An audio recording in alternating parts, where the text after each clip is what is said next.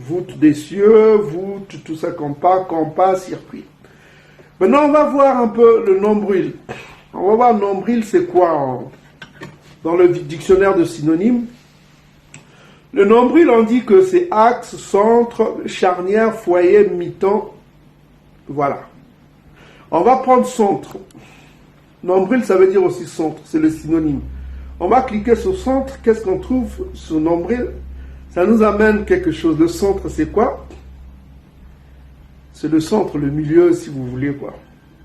On trouve le mot milieu, le centre, milieu, noyau, la source.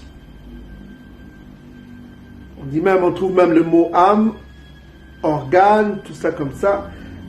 Maintenant, on va prendre le mot noyau. Nous sommes toujours dans le mot nombril, hein.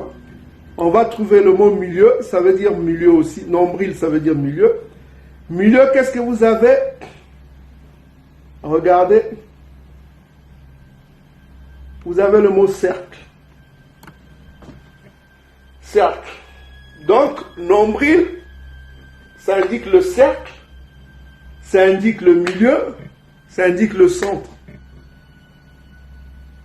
Est-ce que vous commencez à comprendre vous-même? Donc, les Congo, quand ils disent le centre, le nombril, c'est le centre, c'est à bon escient. Maintenant, ce que vous font, vous connaissez, il y a une chose que vous devez connaître. Vous devez connaître. Parce que Édom, si vous savez les choses que Édom... Vous voyez l'image de Léonard de Vinci, qu'on appelle l'homme de Vitruve. L'homme de Vitruve. Vous voyez ce dessin-là de l'homme de Vitruve. Vous avez déjà vu ça, non? Il y a des codes cachés là.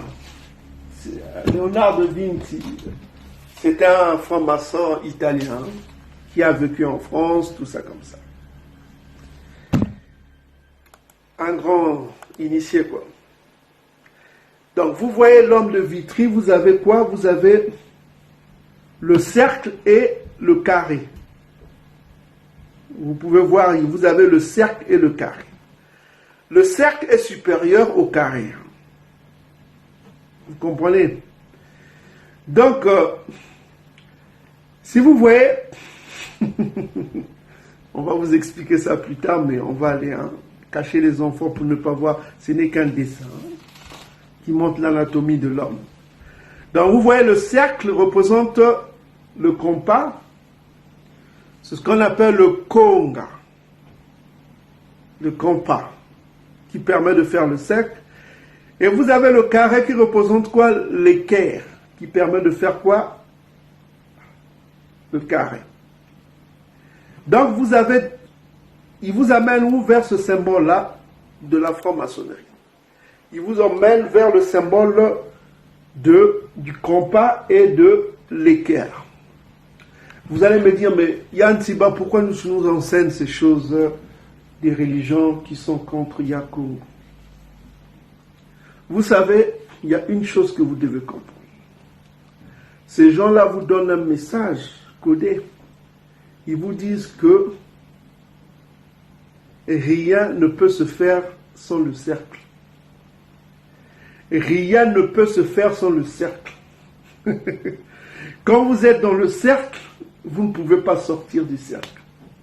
Vous êtes sur la terre, vous êtes comme les poissons dans l'aquarium. Et rien ne peut se faire sans Congo.